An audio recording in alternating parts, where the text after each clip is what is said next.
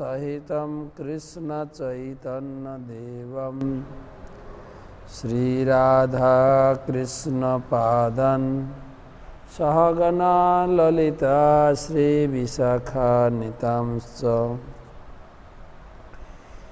नमो विष्णुपादाय कृष्ण प्रेष्ठाय भूतले श्रीमते भक्ति वेदांत स्वामिनिति नामिने नमस्ते सारस्वते देवे गौरवाणी प्रचारिणे निर्विशेष शून्यवादी पाश्चात्यदेशतारिणे वाञ्छाकल्पतरुभ्यश्च कृपा सिन्धुभ्येव च पतितानां पावनेभ्यो वैष्णवेभ्यो नमो नमः। जय श्री कृष्ण चैतन्य प्रभो नित्यानंद श्री अद्वैत गदाधर श्रीवासदि श्री गौर भक्तबिंद। हरे कृष्णा कृष्णा कृष्णा हरे हरे हरे राम राम राम हरे हरे। ओम नमो भगवते वासुदेवाय। ओम नमो भगवते वासुदेवाय। ओम नमो भगवते वासुदेवाय।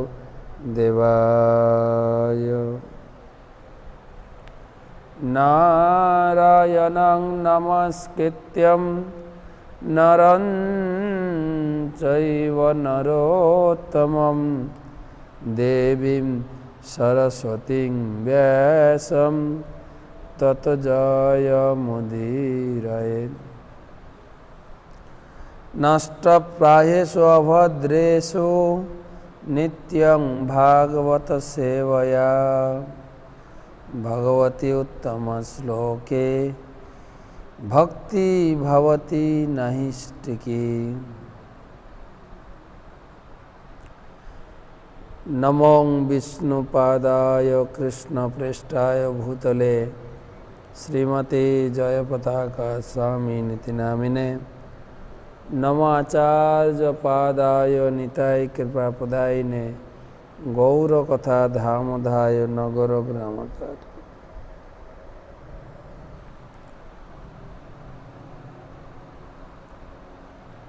तो उपस्थित समस्त गीता प्रेमी भक्तवृंद मंडली सकल के गीता माधुरी क्लासे सुस्वागतम एवं वैष्णवीय प्रणाम निवेदन करी तो श्लोक पढ़े शुरू करब।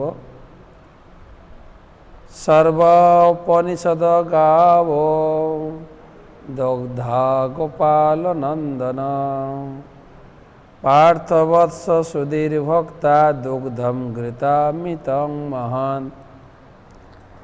এই গীতা উপনিষদ ভগবত গীতা সমস্ত উপনিষদের সারাতিসার। তা ঠিক একটি গাভীর মতো। রাখাল বালক রূপে প্রসিদ্ধ ভগবান শ্রীকৃষ্ণ এই গাভীকে দহন করেছেন। অর্জুন যেন গোবৎসের মতো জ্ঞানীগণী শুদ্ধ ভক্তরাই ভগবদ্গীতার সেই অমৃতময় দুগ্ধ পান করতে থাকেন। এখানে এই শ্লোকে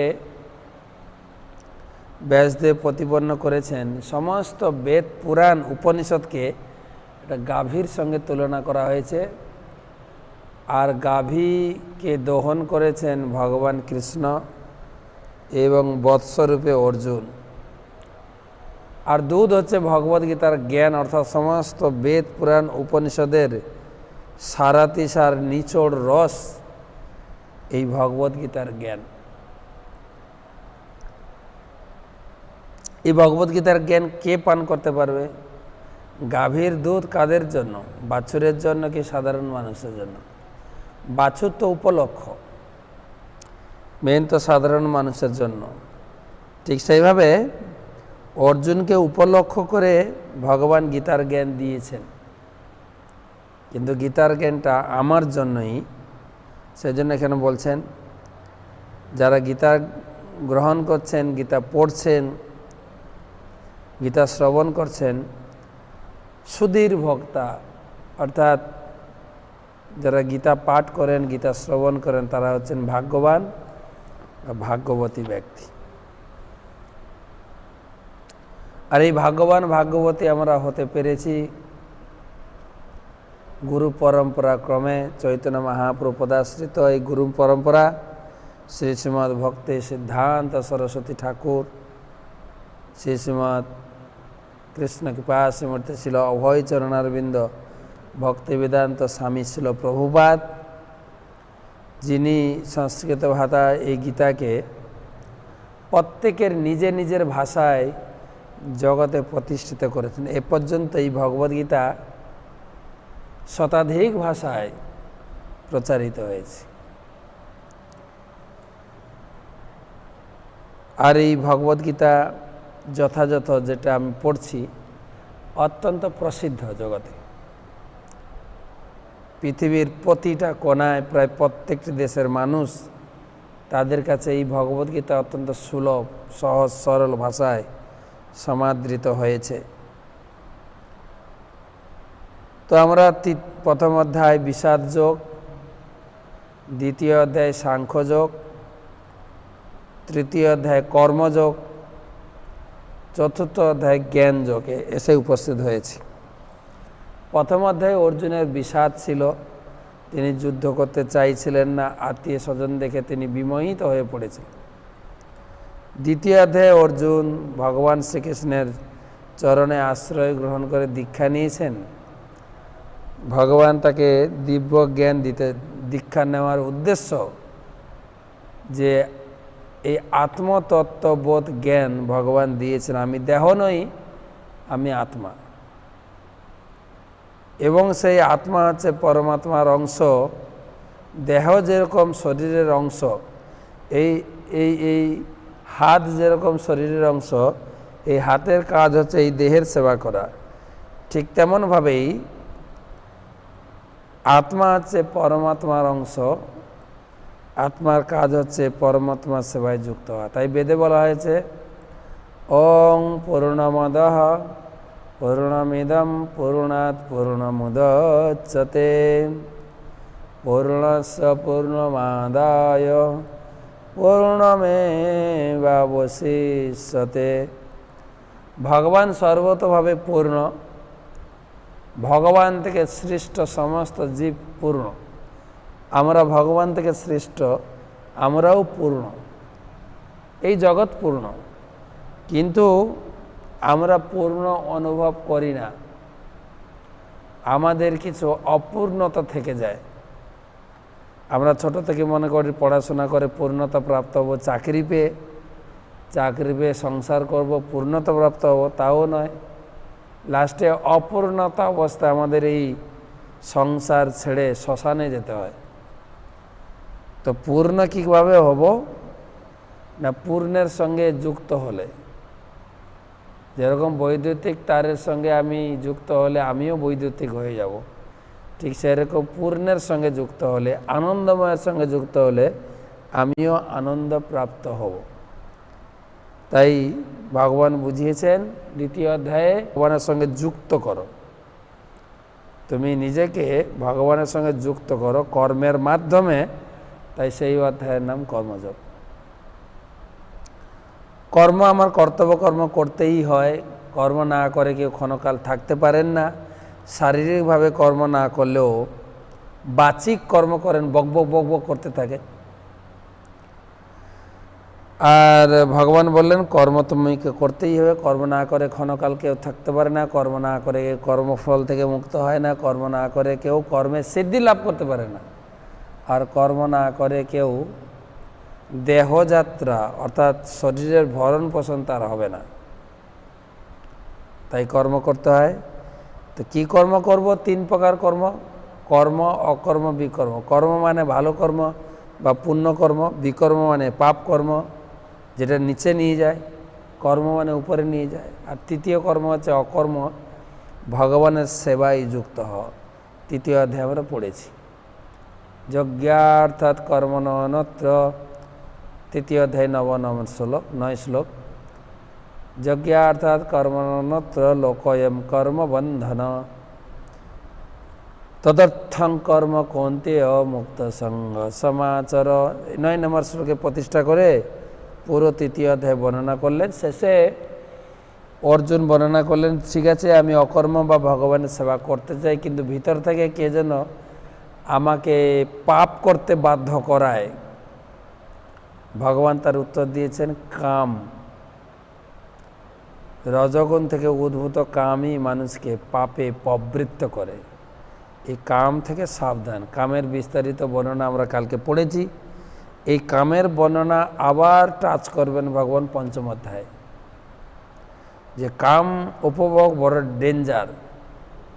পঞ্চম অধ্যায় 22 নম্বর শ্লোকে ভগবান বলবেন আরো ক্লিয়ার করে, দেহি সংস্পর্শজা ভোগা দুঃখ জনয় এবতে আদ্যন্তবন্ত কৌন্তেয় নতে সুরমতে বুধ। এই কাম উপভোগ দুঃখের জনি। যখন থেকে মানুষ কাম উপভোগ করতে শুরু করে তখন থেকে তার দুঃখ চালু হয়। আগে যা দুঃখ ছিল আবার নতুন করে দুঃখ চালু। অতএব বুধ, যারা বুদ্ধিমান ব্যক্তি, জ্ঞানবান ব্যক্তি, এই কামের প্রতি বেশি আসক্ত হন না। সেই কামকে জয় করার পন্থা ভগবান বলেছেন। প্রথম বলেছেন কাম কোথায় থাকে? ইন্দ্রিয় সমূহ, মন, বুদ্ধি। ভগবান বলছেন তোমার ইন্দ্রিয়গুলো দিয়ে ভগবানের সেবায় যুক্ত হও।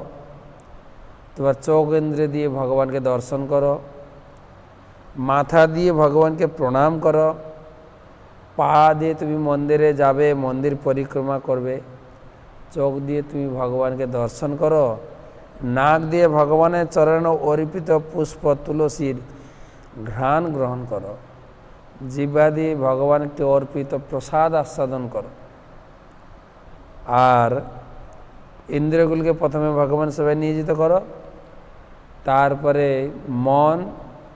তুমি মনকে ভগবান নিয়োজিত করো। মন সম্বন্ধে আমরা 6ষ্ঠ অধ্যায় গিয়ে পড়ব, মন সম্বন্ধে আমরা 9ম অধ্যায় গিয়ে পড়ব, তখন আলোচনা করব। তারপরে ভগবান বললেন এইভাবে ধীরে ধীরে জ্ঞান অর্জন করো। জ্ঞানের মাধ্যমে তুমি কামকে জয় করো। লোক অজ্ঞানী হয়ে কামের প্রতি ধাবিত হয়ে পাপ করে। জ্ঞানটা কি না? আমি শরীর নই, আমি ইন্দ্রিয় নই, আমি শরীর নই, আমি হচ্ছে আত্মা। আত্মা তো পুরুষের আত্মা, স্ত্রীর আত্মা একই। এই শরীরটা একটা ফর্শ।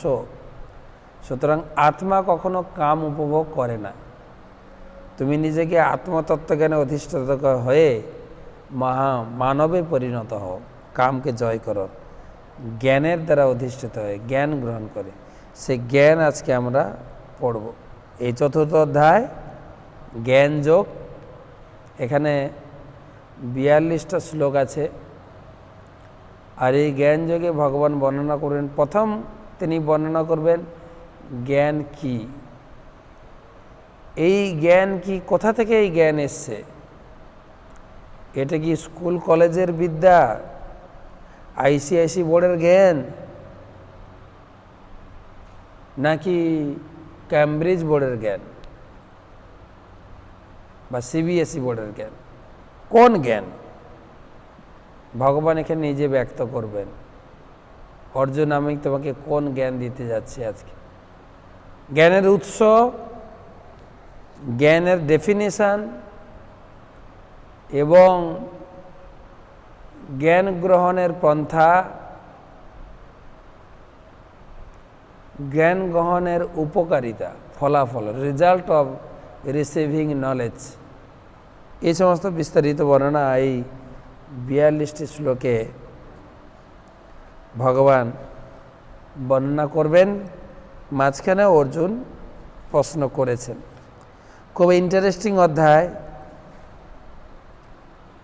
যদি ধীরে ধীরে গো, বিশেষ করে প্রথম অধ্যায় প্রথম 9টি শ্লোক, যেরকম তৃতীয় অধ্যায় 9টি শ্লোক খুব গুরুত্বপূর্ণ, এইখানেও 9টি শ্লোক খুব গুরুত্বপূর্ণ, তারপরে একটু হালকা করে টাচ করে গেছেন।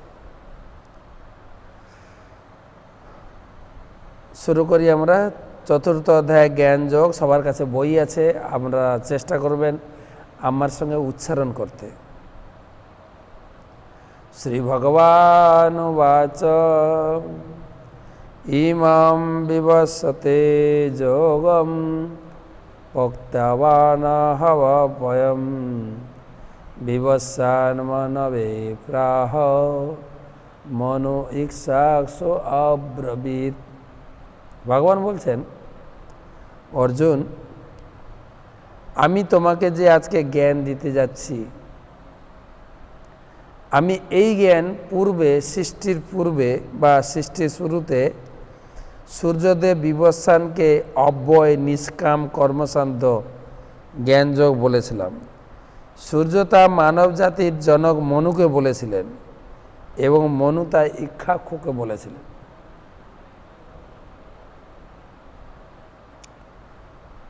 তো ভগবান প্রথমে বলছেন সোর্স অফ দ্য নলেজ। আমি এই জ্ঞান কোথা থেকে? না, এই জ্ঞান বেদে রয়েছে। আমি সৃষ্টির শুরুতে এই জ্ঞান আমি প্রথম দিয়েছিলাম সূর্যদেব।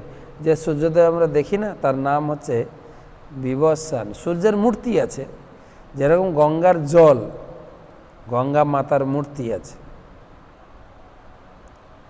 পবন, বায়ু, তার মূর্তি আছে।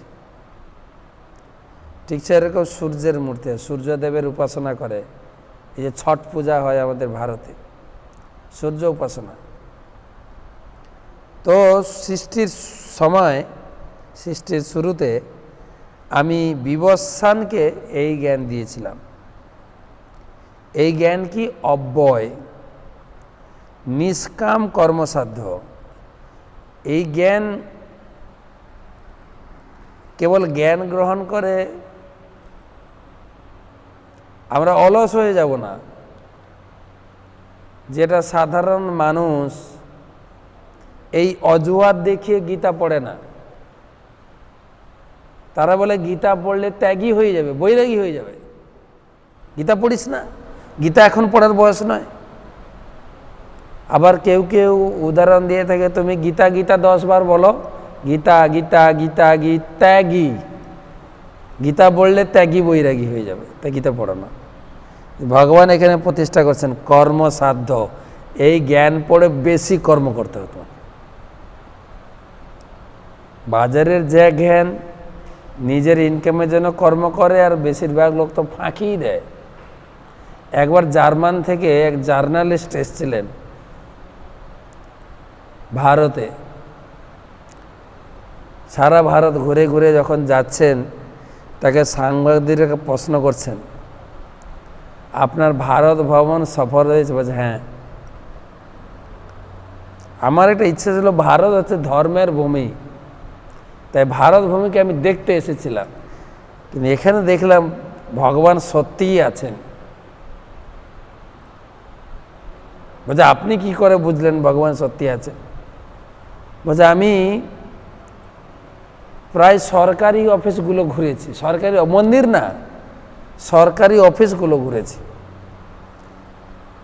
প্রাইভেট অফিস, সরকারি অফিস, সমস্ত সরকারি অফিসে এমপ্লয়িরা কাজ করে না। প্রাইভেট কোম্পানিতে লোকে কাজ করে, কাজের বাউন্ড। সরকারি সরকারি কাজ করে না তারা। কোথায় সব তাস খেলছে, কোথায় গল্প করছে, কোথায় টিভি দেখছে, কোথায় খেলা দেখছে, কোথায় লোক পেপার পড়ছে, এই করে সময় কাটাচ্ছে। তো আমি চিন্তা করলাম, এত বড় ভারত দেশটা, তো যারা বুদ্ধিমান লোক তারা কাজ করছে না, দেশটা চলছে কি করে? নিশ্চয়ই ভগবান চালাচ্ছে। এই বিচারে আমি বুঝতে পারলাম যে ভারতে ভগবান আছে। অলস, ফাঁকি দেওয়ার একটা অভ্যাস। আমি অনেক আগে অনেকবার বলেছি যে লোকে শুধু খোঁজে ছুটি পায় কি করে, ছুটির অজুহাত। সেজন্য বলে না শনিবার সুখীবার মধু মাখা রবিবার। শনিবার হলো তো হাফ ডে, আবার কোনো কোনো কোম্পানি কোনো কোনো অফিস তো ফুল ডে। শনিবার সুখীবার মধু মাখা রবিবার, রোববার তো একদম আনন্দের দিন, ঘুমাও শুধু। অন্যান্য দিন ঘুমাতে পারে না, ভোরে উঠে অফিস দৌড়াতে হয়, ঘুমা। মধু মাখা রবিবার। আর মুখ পড়া সোমবার আসে কেন পারো, আবার সোমবার এলো তো আবার অফিস দৌড়া। তাই ওই সমস্ত জ্ঞান হচ্ছে অলস জ্ঞান। ভগবান একে বলছেন কর্মসাধ্য জ্ঞান আমি তোমাকে দেব, যে জ্ঞান আমি বিবস্বানকে দিয়েছিলাম। আমাদের তো শনিবার রোববার ডিউটি আছে, বিবস্বানকে যে ভগবান এই গীতার জ্ঞান দিয়েছিলেন, দেখুন তো রবিবার দিন সূর্যদেবের ডিউটি অফ না হরতাল করে? আরে একদিনও ছুটি নাই, 365 দিন সূর্যদেব পূর্ব দিগন্তে উঠছেন আর পশ্চিম দিগন্তে, কোনো দিন ছুটি নাই, কোনো দিন রেস্ট নাই, লাঞ্চ ব্রেক কি ডিনার ব্রেক, অহরহ দিন রাত। আমাদের ব্রহ্মাজি তার প্রার্থনায় তিনি বলছেন যচ্চক্ষুরেষু সবিতা সকল গ্রহানাম, যা ভগবানের চক্ষু সদৃশ এই সূর্যদেব সকল গ্রহের রাজা আর অশেষ তেজ, অশেষ তেজ বিশিষ্ট। যচ্চক্ষুরেষু সবিতা সকল গ্রহানাম রাজা সমস্ত সুরমূর্তি অশেষ তেজা। যে সমস্ত গ্রহলোকের রাজা এবং তিনি হচ্ছেন অশেষ তেজ বিশিষ্ট এই সূর্যদেব। কিন্তু সেই সূর্যদেব যস্যাং গয়া ভ্রমতি সংভীর্ত কাল চক্র, একদম ভিত্তের মতো চক্রাকারে পূর্ব দিগন্তে উদিত হচ্ছেন, পশ্চিম দিকে অস্ত যাচ্ছেন। কার আজ্ঞায়, কার নির্দেশে, কার করার আইন? গোবিন্দমাদি পুরুষম তমহম ভজামি, গোবিন্দের আজ্ঞায়। কর্মসাধ্য, কর্ম, duty, duty, non stop duty. সেজন্য বলছেন অব্যয়, অব্যয় কথাটা আমি পরে ব্যাখ্যা করছি। নিষ্কাম কর্মসাধ্য জ্ঞানযোগ। তো সূর্যদেবকে বলেছিলাম, সূর্যদেব দিয়েছেন কাকে? সূর্য দিয়েছেন মনুকে, আর মনু দিয়েছেন ইক্ষ্বাকুকে। মনুকে শিল প্রভুপাদ এখানে বর্ণনা করছেন, মনু হচ্ছেন মানব জাতির জনক, অর্থাৎ আমাদের পিতা। আমাদের জন্ম মনু থেকে হয়েছে, তাই আমাদের টাইটেল হচ্ছে মনুষ্য, মানব, মানব জাতি।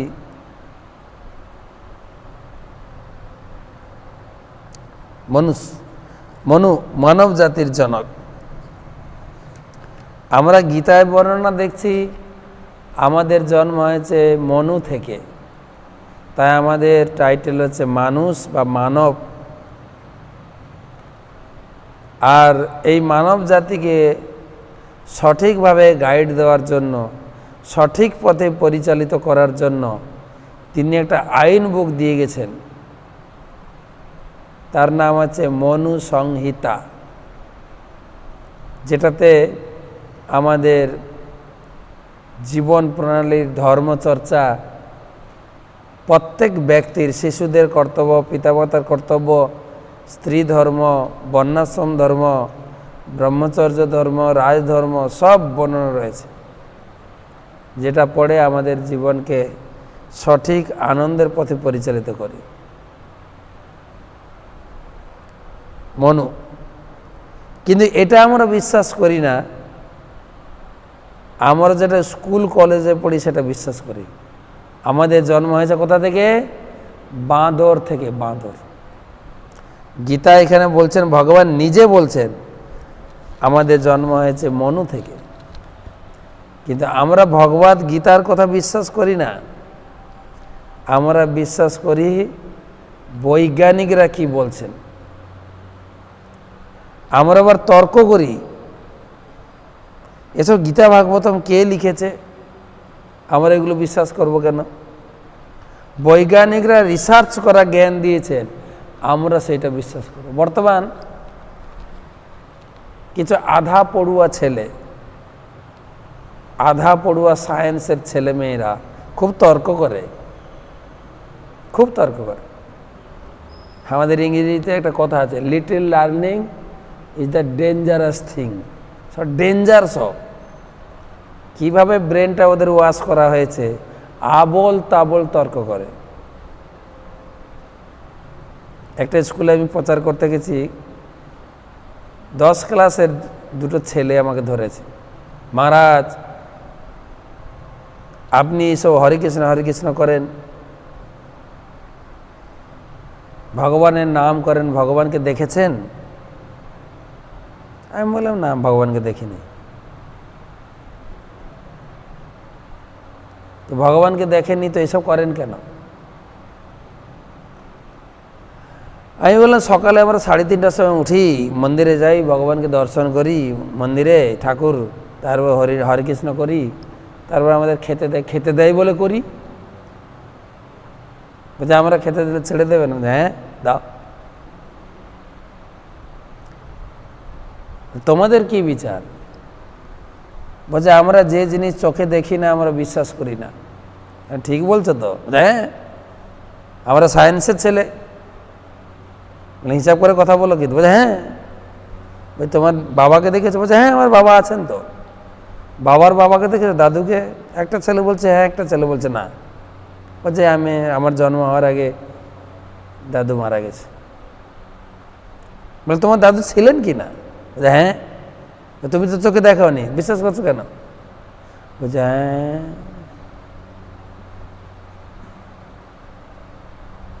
আবল তাবল প্রশ্ন করতে খুব মজা না? চোখে না দেখি বিশ্বাস করি না। তোমার যে বৈজ্ঞানিকদের কথা বলছো, আমরা ছোটবেলায় পড়েছি হরপ্পা মহেঞ্জোদাড়ো প্রায় 2500 বছর যুগের আগে। তুমি দেখেছো না তোমার মাস্টার দেখেছে? 2500 বছর আগে। কি আবল তাবল কথা বলো?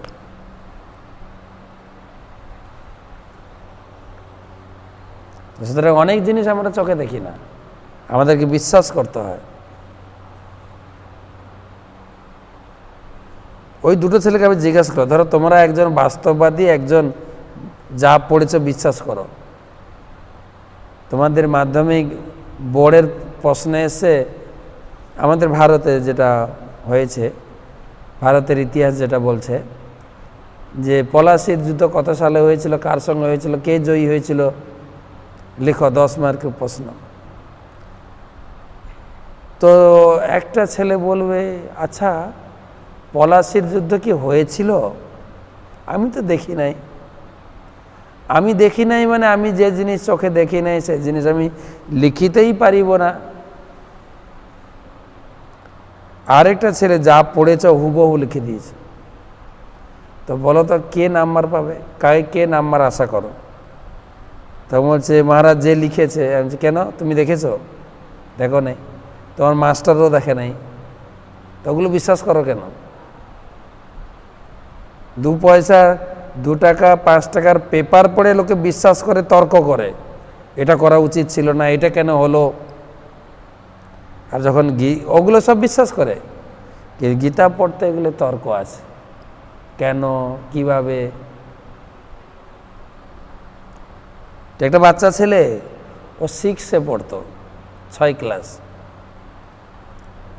ও একদিন বাবাকে জিজ্ঞেস করছে, বাবা আমাদের যে জন্ম,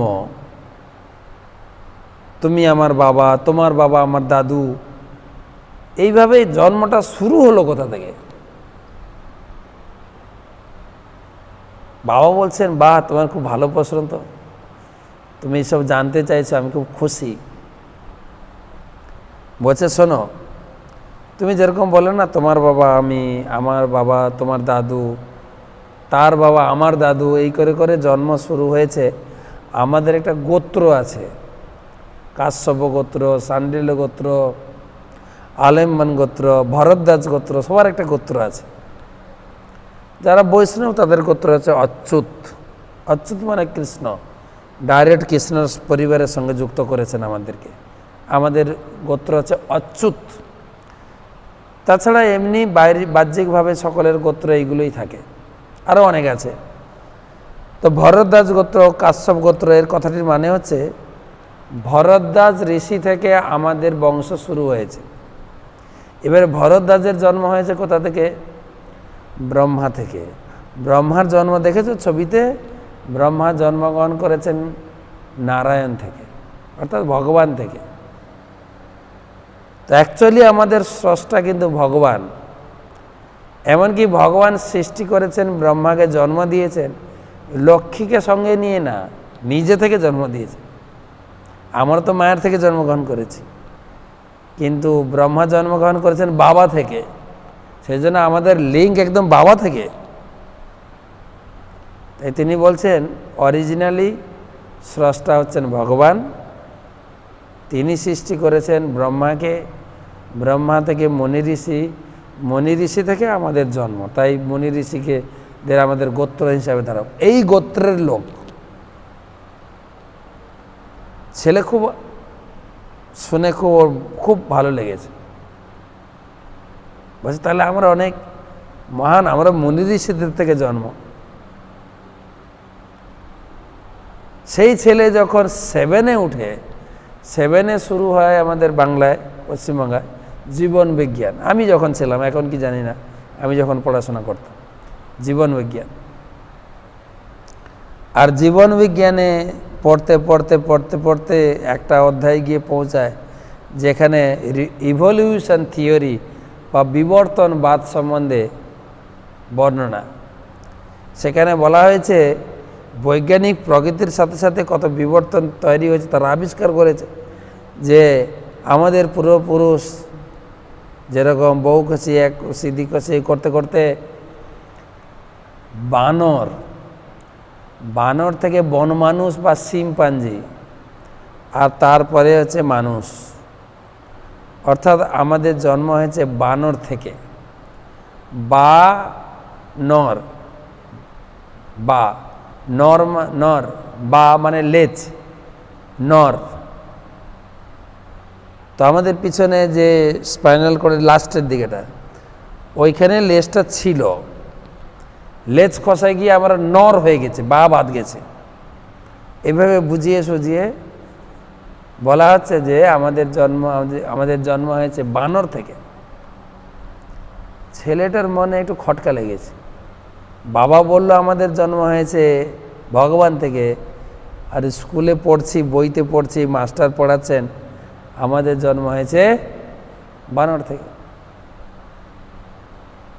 ঘরে এসে মাকে জিজ্ঞেস করছে, মা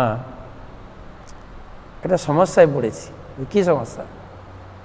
না, আমাদের এই যে জন্ম প্রক্রিয়া, বাবা বলল আমাদের জন্ম হয়েছে ভগবান, ব্রহ্মা, মনি ঋষি থেকে, কিন্তু আজকে স্কুলে কি পড়লাম জানো? ডারউইন, তার আগে ছিল ল্যামার্ক। ডারউইন থিওরি আমরা পড়লাম, ডারউইন দর্শন। আমাদের জন্ম হয়েছে বানর থেকে। মা কি উত্তর দিলেন শুনুন। মা বলছেন স্কুলে যেটা পড়েছিল ওটাই ঠিক, তোমার বাবা আছে ব্যাকডেটেড। ও সব কথা ছাড়ো, কি সব পুরানো ঢাঁচের কথা। এখন বৈজ্ঞানিকরা রিসার্চ করে যে আবিষ্কার করে আমাদেরকে জ্ঞান দিচ্ছে, ওইটাই আমাদের সঠিক জ্ঞান। তারা রিসার্চ করে জ্ঞান। তো স্কুলে যেটা শিখেছ ওটাই ঠিক। ছেলেটার মনটা ঠিক শান্ত হলো না। বাবার শিক্ষাটা ওর ভালো লেগেছিল।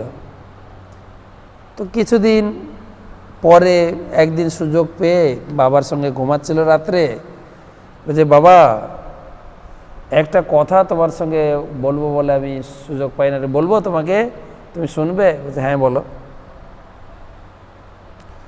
এই যে আমাদের জন্ম প্রক্রিয়া তুমি বললে, আমাদের জন্ম হয়েছে ভগবান, ব্রহ্মা, মনি ঋষি থেকে,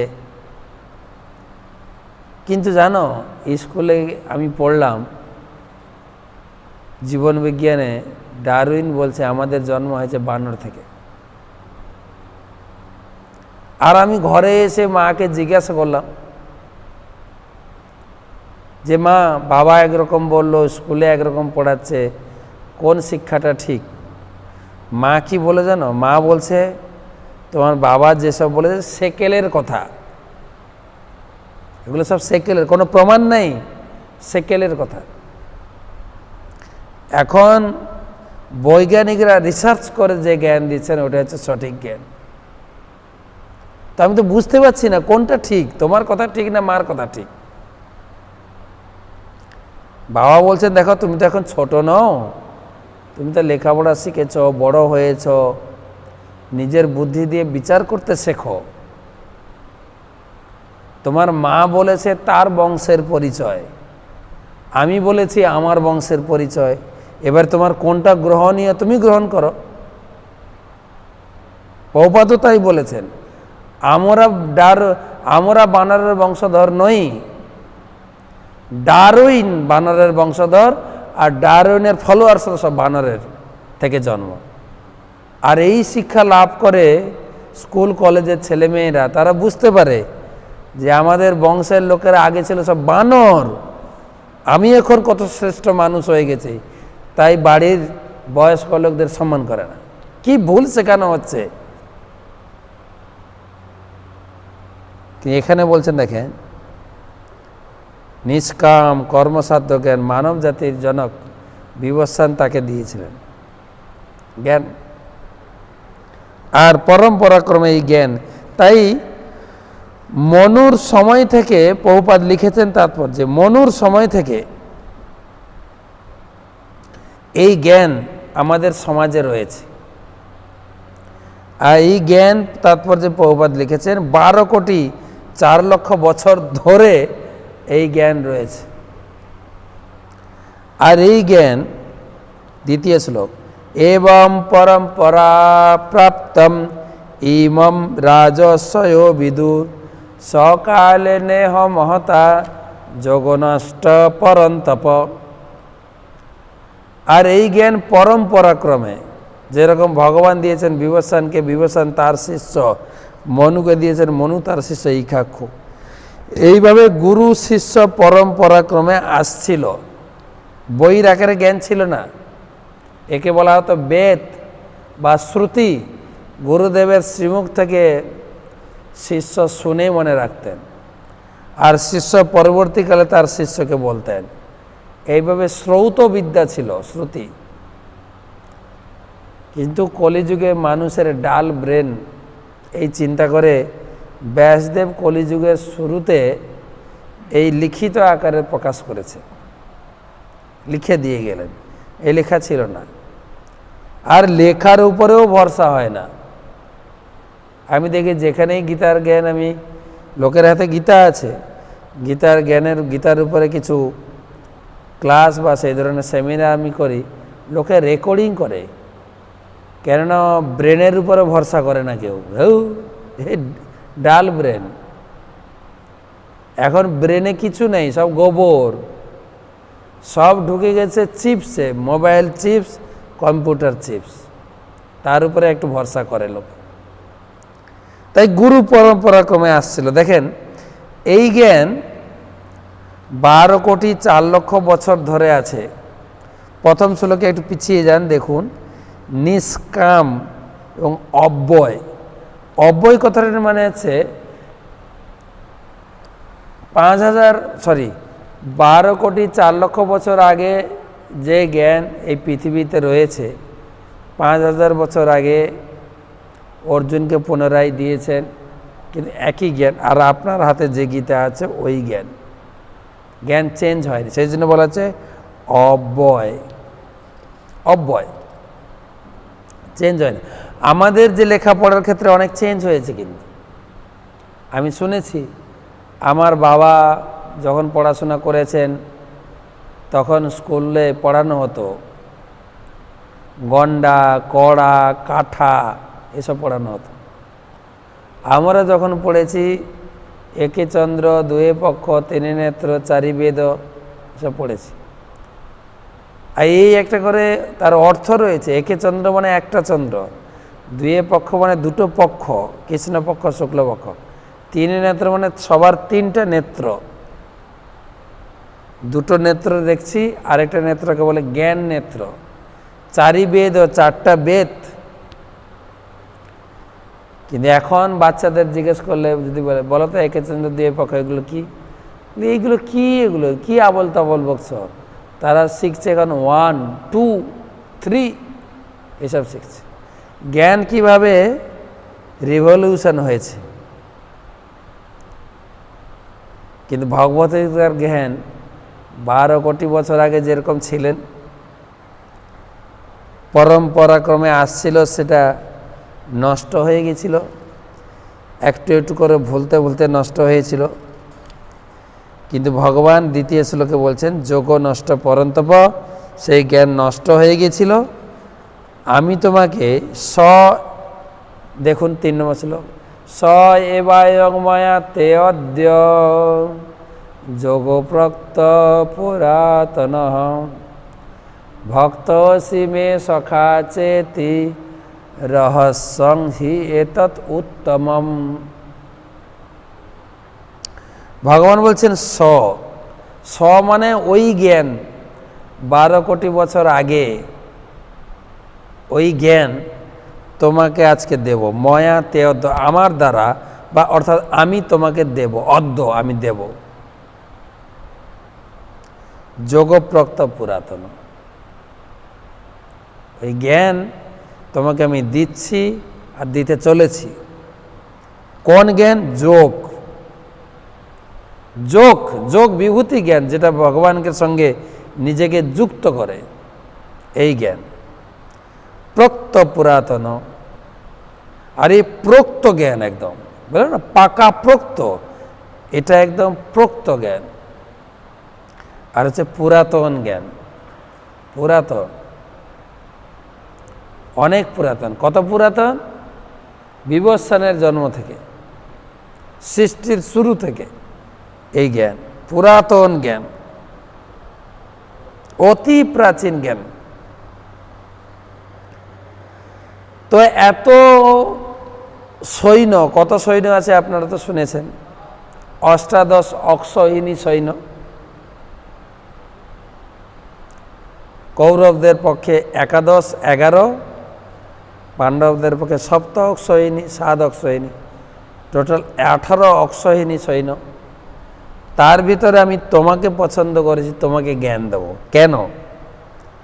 ভক্ত সি মে সখা চেতি, তুমি আমার ভক্ত আর তুমি আমার সখা। তুমি যেহেতু ভক্ত আমার, আর ভক্ত তো সবাই, কেউ না কেউ কিসের না কিসের ভক্ত, কিন্তু তুমি সখা, আমার খুব প্রিয় ব্যক্তি। তুমি ভক্ত হলে হবে না তো, ভগবানের প্রিয় হতে হবে, ভক্ত। তাহলে তুমি রহস্যং হি এতৎ উত্তমম। আর এই গীতার জ্ঞানটা হচ্ছে রহস্যপূর্ণ। গীতা পড়ে সবাই, আমাদের সনাতন ধর্মে প্রায় লোক গীতা পড়ে, প্রায় সোসাইটিতে গীতা পড়ে। কিন্তু ভগবান এখানে একটা পয়েন্ট রেখে গেছেন, গীতা কেবল বৈষ্ণবদের সম্পত্তি। যারা বিষ্ণু ভক্ত, কৃষ্ণের ভক্ত, তারাই গীতা বুঝতে পারবে, আর কেউ বুঝতে পারবে না। তো কেন বুঝতে পারবে না যদি প্রশ্ন করেন, তখন উত্তর দেব, কেবল বৈষ্ণবরা গীতাকে ধরতে পারবে। বলছেন দেখেন, রহস্যম, গীতার গভীর রহস্য উদ্ঘাটন করতে পারবে কেবল কৃষ্ণ ভক্তরাই। তুমি ভক্ত আমার, তুমি অ্যাটলিস্ট খিচুড়ি ভক্ত না। যেরকম আমরা আমাদের হিন্দু সমাজে দেখি, কিছু কিছু লোক গীতা ভাগবতম পড়ে না, আন্দাজে বলে থাকে সব এক ঠাকুর। ঠাকুরের ভিতরে আবার ভেদ আছে। ঠাকুরের ভিতরে আবার ভেদ। আপনি অত্যন্ত দয়া, অত্যন্ত ভাবাবেগে আবিষ্ট হতে পারেন, শাস্ত্র বলবে আপনার কথা তো ঠিক হবে না। আপনার কথা শুনে মনে হয় বা কত উদার চিত্ত ব্যক্তি, কিন্তু আপনার ওই উদারতা কোনো কাজ হবে না কিন্তু যদি আপনার কথা শাস্ত্র অনুযায়ী না মেলে। ভক্ত হসি মে সখা যেত রহস্যপূর্ণ। ভগবদ্গীতা কেউ সেই জন্য বলা হয়েছে, শাস্ত্রে বলা আছে চৈতন্য চরিতামৃত, যাহ পড়ো ভাগবত, গীতা ভাগবতম তুমি পড়বে, পড়ো, নিয়মিত পড়ো। কোথায় পড়বে? বৈষ্ণবের স্থানে, বৈষ্ণবের আনুগত্যে আপনাকে পড়তে হবে। যেরকম ডাক্তারি পড়তে গেলে ডক্টর প্রফেসরের আন্ডারে পড়তে হবে, তার আন্ডারে থেকে তোমাকে প্র্যাকটিস করতে হবে, সেরকম বৈষ্ণবের আন্ডারে গিয়ে বৈষ্ণব শাস্ত্র তুমি পড়ো। যাহ পড়ো ভাগবত বৈষ্ণবের স্থানে, একান্ত আশ্রয় করো চৈতন্য চরণে। চৈতন্য মহাপ্রভু পরম্পরাক্রমে তিনি এই বৈষ্ণব ধর্মটাকে প্রতিষ্ঠা করেছেন। তাই চৈতন্য মহাপ্রভু চরণাশ্রিত হয়ে বৈষ্ণবের আনুগত্যে ভগবদ্গীতা পড়লে বোঝা যাবে রহস্য। গীতার জ্ঞান অত্যন্ত গভীর, এক একটা শ্লোকের এক একটা শব্দের আপনার শরণাগতি, আপনার ভগবানের প্রতি বিশ্বাস, গীতার প্রতি শ্রদ্ধা, সেই অনুযায়ী আপনার ভিতরে গীতার রহস্য প্রকাশিত হবে। এটা হচ্ছে বেদবাণী, এটাকে বলে অপৌরুষেয়, কোনো পুরুষ এটাকে লিখেননি, এটা ভগবানের মুখ নিঃসৃত বাণী, একে বলে অপৌরুষেয়, জাগতিক কোনো পুরুষের দ্বারা এটা আসেনি, অপৌরুষেয়। তাই উত্তম, এই উত্তম রহস্য বা উত্তমম মানে হচ্ছে জগতে যত জ্ঞান আছে সমস্ত জ্ঞানের মুকুটমণি, এটা হচ্ছে উত্তম। উত্তম সেজন্য বলছে উত্তমম। জ্ঞানে ভগবদ্গীতা অত্যন্ত গভীর তত্ত্ব। ধীরে ধীরে এই অধ্যায় 11 নম্বর শ্লোকে পড়ব। যে যথা মাং প্রপদ্যন্তে ততৈব ভজামহ, যার যতটুকু আমার প্রতি শ্রদ্ধা, আমার প্রতি শরণাগতি, গীতার প্রতি শ্রদ্ধা, ততটুকুই জ্ঞান তার হৃদয়ে আমি প্রকাশ করব, এর বেশি না। সবার কাছে জ্ঞান প্রকাশিত হবে না।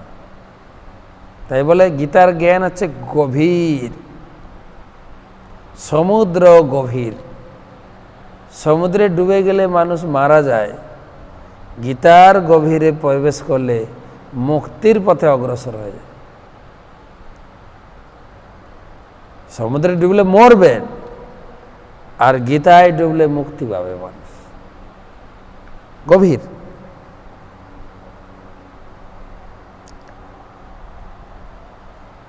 তো ভগবান 3টা শ্লোকে ব্যক্ত করলেন। প্রথম 2টো শ্লোকে জ্ঞানের উৎস, এই জ্ঞানটা কোথা থেকে এসছে? সৃষ্টির শুরুতে যেটা দিয়েছিলাম বেদে ছিল, ওই বেদের জ্ঞানটাই তোমাকে আজকে দেব। আমি নতুন রিসার্চ করা জ্ঞান বলবো না। অর্থাৎ যারা আপনারা কৃষ্ণ ভাবনা প্রচার করেন, আপনাকে শাস্ত্র থেকে উদ্ধৃতি দিয়ে লোককে প্রচার করতে হবে। ভগবান এটা শিখিয়েছেন। আমি নিজের মন থেকে তোমাকে জ্ঞান দিতে যাচ্ছি না, আমি জ্ঞান দিচ্ছি বেদে যে জ্ঞান রয়েছে, আমি যেটা বলেছিলাম সেটাকে পুনরুত্থাপন করছি আমি। তাই শাস্ত্রের কথাগুলো আমরা লোকের কাছে রিপিট করব। আপনাদের মনে পড়ে 2য় অধ্যায়ে অর্জুন প্রশ্ন করেছিলেন যে ভগবানের ভক্ত স্থিতপ্রজ্ঞ, তার লক্ষণ কি? তার লক্ষণ হচ্ছে তিনি মন গড়া কিছু বলবেন না, শাস্ত্রের নিরিখে শাস্ত্রের কথাকে তিনি তুলে ধরবেন, ভগবানের বক্তব্যকে। তাই ভগবান বললেন এই জ্ঞান, বেদের জ্ঞান আমি দিয়ে রেখেছিলাম, পরম্পরাক্রমে আসছিল, এই জ্ঞানটা নষ্ট হয়ে গিয়েছিল, তোমাকে আমি পছন্দ করেছি, তোমাকে আমি জ্ঞান দেব। কেন? তুমি হচ্ছে আমার ভক্ত এবং তুমি আমার সখা। এখন এই প্রশ্ন শুনে, এই 3খানা শ্লোকের বক্তব্য শুনে অর্জুন প্রশ্ন ছুঁড়েছে। খুব ইন্টারেস্টিং প্রশ্ন, বিষয়ভিত্তিক প্রশ্ন। আপনারাও যারা প্রশ্ন লিখছেন, যা আলোচনা আছে ওই পরিপ্রেক্ষিতে আপনার প্রশ্নটা পাঠাবেন। অর্জুন প্রশ্ন করছেন, অর্জুন উবাচ অপরম ভবতো জন্ম পরম জন্ম বিভস্যত কথমে তদ বিজানীয়াম তমাদৌ পোক্তবানিতি। ভগবানের কাছে এই কথা শুনে অর্জুন প্রশ্ন করেছে। খুব ইন্টারেস্টিং প্রশ্ন, দেখবেন মন দিয়ে। সূর্যদেব বিভৎসনের জন্ম হয়েছিল তোমার অনেক পূর্বে। তুমি যে পুরাকালে তাকে এই জ্ঞান উপদেশ করেছিলে তা আমি কেমন করে বুঝব?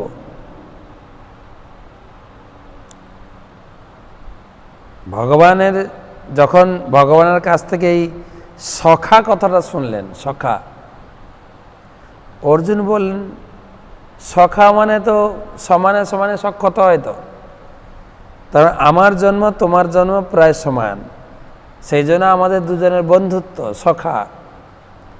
তাহলে আমার জন্মের সাথে সাথে তোমার জন্ম হয়েছে একটু আগে পিছে, কিন্তু বিভৎসনের জন্ম হয়েছিল অনেক পূর্বে। তুমি তাকে কি করে জ্ঞান দিলে? এটা কি করে সম্ভব? এবারে বলুন, তার মানে অর্জুন কি ভগবানের ভক্ত ছিল না? ও তর্ক করছেন। অর্জুন তো সব মেনে নিত। এই বক্তব্যটা হচ্ছে আমাদের জন্য। আমার মনে আমরা সব কিছু হিসাব করি না, আমার নিজের ম্যাথমেটিক্স ক্যালকুলেশনে, গাণিতিক বিচারে আমরা হিসাব করি। আর আমার জন্ম হলো সেদিন, তোমারও জন্ম হয়েছে, তাহলে তুমি কি করে বিভৎসনকে জ্ঞান দিলে? বা আপনি যখন গীতা প্রচার করতে যাবেন, কেউ প্রশ্ন করবে, তাকে কি উত্তর দেবেন? সেই সমাধান করার জন্য অর্জুন প্রশ্ন করেছেন। অর্জুনের প্রশ্ন ছিল না, প্রশ্ন তো আমার।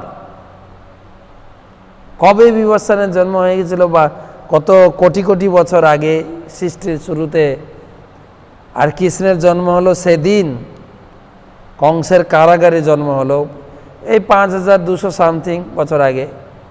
আর উনি জ্ঞান দিয়ে দিলেন সূর্যদেবকে। বিশ্বাস করে নেব আমি? কি আবল তাবল! আপনারা প্রমাণ দেখে না দেখে কি করে বিশ্বাস করেন? তাই এই আমাদের প্রশ্নটাকে অর্জুন তুলেছেন,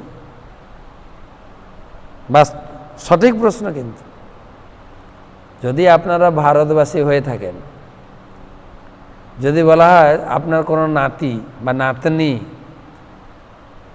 জানো ঠাম্মি, আমাদের যে জাতির জনক মহাত্মা গান্ধী, অথবা বাংলাদেশের জাতির জনক মুজিবুর রহমান, জানো তার সঙ্গে না আমি প্রাইমারি স্কুলে একসঙ্গে পড়েছি। আপনি বিশ্বাস করবেন? কবে মহাত্মা গান্ধী কি শেখ মুজিবুর রহমান কবে, আর আমার নাতি বা নাতনি এইটুকু, ও বললে বিশ্বাস করে নেব? অর্জুনও সেরকম দেখিয়েছেন যুক্তি। তোমার আমার জন্ম হলো সেদিন, আর বিভৎসনের জন্ম হয়েছিল কবে, আর তুমি জ্ঞান দিলে আমি এটা বিশ্বাস করে নেব? তখন ভগবান উত্তর দিচ্ছেন, শ্রী ভগবান উবাচ বহুনি মে ব্যতীতানি জন্মনি তব চার্জুন তান্যহং বেদ সর্বাণি নতং বেত্থ পরন্তপ। ভগবান উত্তর দিলেন, হে পরন্তপ অর্জুন, তোমার আমার বহু জন্ম অতীত হয়েছে। আমি সেই সমস্ত জন্মের কথা স্মরণ করতে পারি, কিন্তু তুমি পারো না। আমার দুজনের কতবার জন্ম হয়েছে, কিন্তু পূর্বের সব জন্মের কথা আমি মনে রেখেছি, কিন্তু তোমার মনে নেই। এটা হচ্ছে জীব আর ভগবানের পার্থক্য। আর এই ভগবানের দিব্য প্রকৃতি আমাদের গুরু পরম্পরা ক্রমে শুনে হৃদয়ঙ্গম করতে হয়। আমাদের চিন্তাধারা, আমাদের জ্ঞান দিয়ে ভগবানকে ধরতে পারবো না। আমি যদি আমার ক্যালকুলেশনে বিচার করি, ভগবান এখানে বললেন তুমি ভুলে গেছো, আমরা ভুলে গেছি। আমার ক্যালকুলেশন করলে আমি ভগবানকে মাপতে পারবো না। দেখবো ভগবান বলবেন আমার জন্ম হয়েছে, ভগবানের জন্ম হয়েছে, আমাদের জন্ম হয়েছে, তফাৎ দেখাবেন। সেই জন্য ভগবত গীতাকে বুঝতে গেলে ভগবত গীতার উপরে বিশ্বাস আর ভগবান শ্রীকৃষ্ণের চরণে শরণাগতি। হে ভগবান, আপনি কৃপা করে আমাকে আশীর্বাদ করুন, এই গীতা যেন আমি একটু বুঝতে পারি। অনেক লোক প্রশ্ন করেছেন গীতা কি করে বুঝব। আপনার ব্রেন দিয়ে আপনি গীতা বুঝতে পারবেন না। গীতা বুঝতে গেলে লাগবে ভগবান শ্রীকৃষ্ণের কাছে প্রার্থনা করতে হবে ভগবান।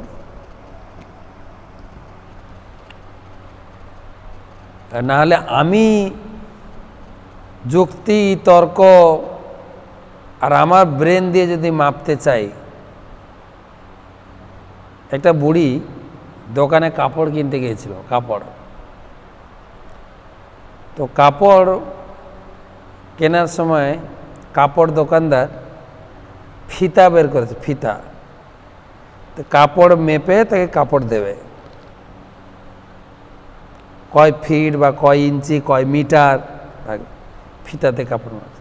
অনেক দোকানে আবার স্কেল আছে। ওই ফিতা দেখে বুড়ি বলছে এটা কি? বলছে তোমার কত কাপড় লাগবে আমি মেপে দেবো। বলছে এতে মাপলে আমি বিশ্বাস করি না। বলছে কিসে মাপতে হবে? তো বুড়ি একটা বাটি নিয়ে এসেছেন, বাটি, এইটা দিয়ে মেপে দিতে হবে। বাটিটা কি? তা বুড়ি প্রতিদিন ভাত রান্না করে, বাড়ির লোকের জন্য রান্না করে, এতজন লোক এতগুলো বাটি চাল লাগবে। ওর বুদ্ধিটাও বাটির মধ্যে আছে, যে কিছু মাপা হবে বাটির মধ্যে, বাটিটা হচ্ছে সঠিক মাপক যন্ত্র।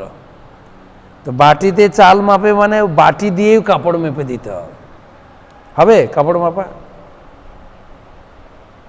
আমি আমার ব্রেন দিয়ে আমি যেটুকু বুঝি সেইটুকু তর্ক দিয়ে আমি নিজের সিদ্ধান্তটাকে প্রতিষ্ঠা করব, এটা কি করে হয়? সেই জন্য সাধু মহাত্মারা বলেন এই ভগবত গীতার জ্ঞান, দিব্য জ্ঞান, চক্ষুদান দিল জয়ী, জন্মে জন্মে প্রভু সেই দিব্য জ্ঞান হৃদয়ে প্রকাশিত। যখন কোনো ব্যক্তি এই পরম্পরার ধারায় তিনি দীক্ষা গ্রহণ করবেন, তিনি যখন গুরু পরম্পরার সঙ্গে যুক্ত হবেন, তার হৃদয়ে এই জ্ঞান প্রকাশিত হবে। স্কুল কলেজের জ্ঞান ব্রেনে প্রকাশিত হয়, এই জ্ঞান হৃদয়ে প্রকাশিত হয়। সেই জন্য এখানে বলছে দিব্য জ্ঞান, অব্যয় জ্ঞান। তাই অর্জুন, তুমি ভুলে গেছ, কিন্তু আমি ভুলিনি। আর আমরা ভুলে যাই। যদি কাউকে জিজ্ঞাসা করা, আমি প্রায় শিশুদেরকে জিজ্ঞাসা করি কি গো আজকে কি খেয়েছ, সঙ্গে সঙ্গে মাকে জিজ্ঞেস করি মা আজকে কি খেলাম যেন। বা বড় লোকেরাও ভুলে যায় কি যে খেলাম, আর বলতে গিয়ে অনেক মাথা চুলকাতে হয়। আচ্ছা আজকে কি হয়েছিল আমাদের কিচেনে? ভাত ডাল হয়েছিল, ডাল হয়েছিল, একটা লাউয়ের সবজি হয়েছিল মনে হয় না, লাউয়ের সবজি আর পটলের সবজি। হ্যাঁ হ্যাঁ হ্যাঁ ঠিক। অনেক স্মৃতি রোমন্থন করে বলতে হয়, ভুলে যায়। আর যদি বলে কালকে কি খেয়েছেন আর আগের জন্মে কি খেয়েছেন, তো অর্জুন বলছেন, ভগবান বলছেন অর্জুনকে কয়েক জন্ম হয়েছে, কয়েক জন্ম, তুমি সব ভুলে গেছো আর আমি মনে রেখেছি। তো এটা হচ্ছে ভগবানের ব্যক্তিত্ব, ভগবান এবং সাধারণ জীবের পার্থক্য। সাধারণ জীবের মাথায় কিছু থাকে না, আর এই ভুলে যাওয়াটা ভগবানের কৃপা, ভুলে যাওয়াটা ভগবানের কৃপা কি ভগবানের কৃপা নয়। আর আমরা ভুলে যাই বলে স্কুল কলেজে আইকিউ টেস্ট করা হয়, কার আইকিউটা কতটুকু ধরে রাখতে পেরেছে। কিন্তু সব মনে রাখলেও হয় না, কিন্তু সব যদি মনে রাখেন, এই ব্রেনটার একটা ক্যাপাসিটি আছে, বাস্ট হয়ে যাবে, বাস্ট। সেই জন্য কিছু ভুলে যাওয়াও ভালো। দেখেন না আমাদের কম্পিউটারের ফাইল মাঝে মাঝে এত হ্যাং হয়ে যায়, কিছু ডিলিট করতে হবে, মাথা হ্যাং হয়ে যাবে যদি সব মনে থাকে। ভুলে যাওয়াটাও কত ভালো। কথা কথা আমি দৃষ্টান্ত দিই যে কখনো কখনো কারোর অসুখ হয়ে যায়, ডায়াবেটিস, সুগার, তার অনেক কিছু ডায়েটিং হয়ে যায়, অনেক কিছু খাওয়ার রেস্ট্রিকশান হয়ে যায়। মিষ্টি খাবে না, মশলাদার জিনিস খাবে না, ভাজা খাবে না, আর ওতেই বেশি আসক্ত হয়। কোনো উৎসব বাড়িতে গপাগপ করে খেতে থাকে, আর পিছন থেকে স্ত্রী এসে হাতটা ধরে বলে, তোমার না এইগুলো খাওয়া মানা আছে? সঙ্গে সঙ্গে বলে, তোমার এখনই মনে পড়লো, খেয়ে নিই না, তারপরে ব্যাস।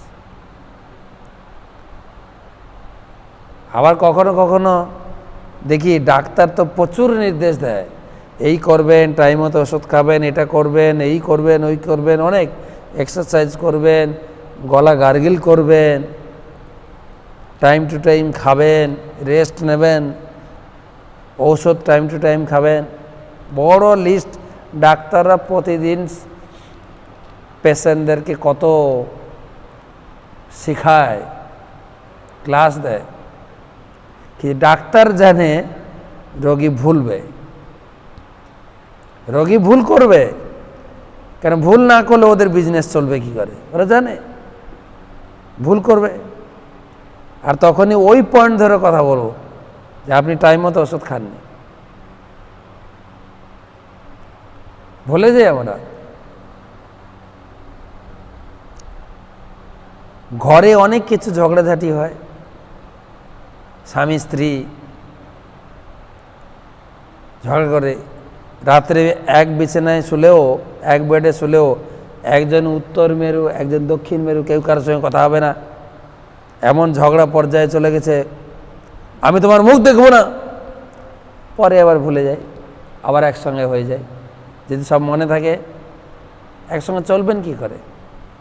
ছেলে মেয়ে ছোট সময় বা একটু বড় হলেও মা বাবার সঙ্গে কত দুষ্টুমি করে, কত রাব ব্যবহার করে, আবার এসে ক্ষমা চায় ছেলেমেয়েরা। মা যখন তার বুদ্ধি আবার ঠান্ডা হয়, মা সরি, মা কি বলে, আরে না আমি ভুলে গেছি, কি আমি সব ভুলে গেছি। ভুলে যায় কিছু জিনিস, না ভুললে সমাজে চলবেন কি করে? কে কত খারাপ আচরণ করে, কিছু ভুলে যাওয়া ভালো। আরেকটা আমি দৃষ্টান্ত দিই, ভগবানের এই শিক্ষা, গীতা ভাগবতমের শিক্ষা মুনি ঋষিরা যেভাবে দিয়ে গেছে, তাতে আমরা জানতে পারছি ভগবান একমাত্র পুরুষ আর আমরা সব প্রকৃতি, নারী, আমরা সবাই নারী, কেবল ভগবান পুরুষ। এবারে এই আজকে গীতা শুনে আপনি স্ত্রীকে বলবেন, আজকে গীতা পাঠে মহারাজ বলেছেন সবাই আমরা নারী, তুমিও নারী, আমিও নারী, চলবে তো নাকি? না, আমি পুরুষ, আমি তোমাকে ভোগ করব, সঙ্গে সঙ্গে ভুলে যাবে। এক জায়গায় এটা বলে আমি শেষ করবো, এক জায়গায় রামায়ণের যুদ্ধ, গীতিনাট্য হচ্ছিল, গীতিনাট্য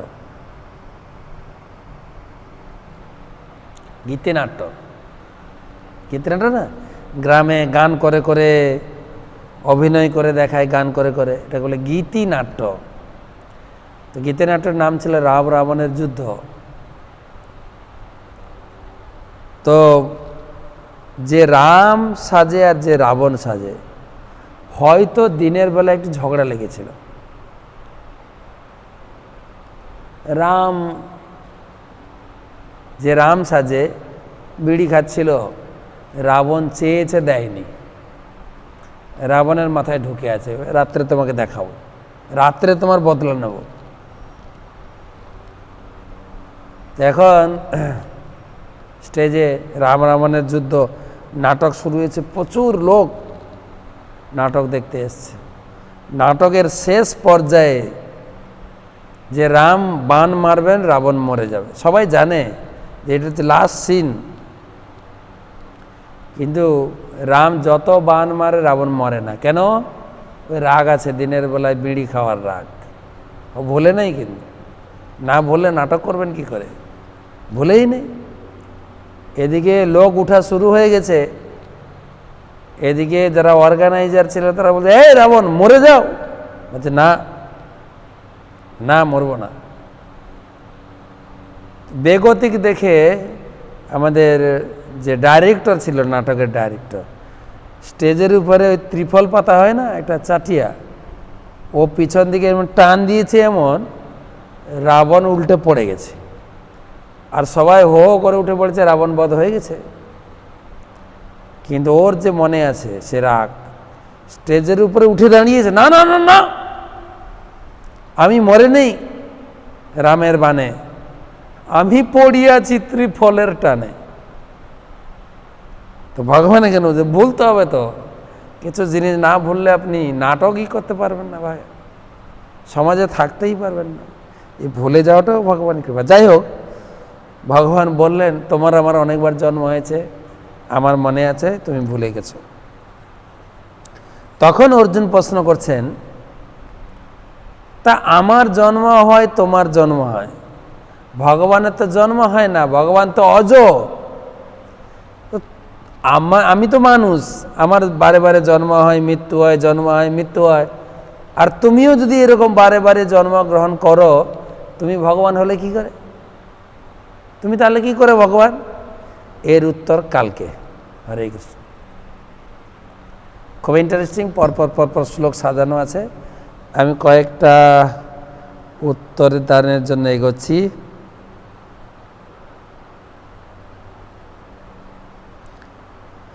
মুরারি মাহিতি কোলাঘাট থেকে রেগুলার ওনার প্রশ্ন এসে থাকে।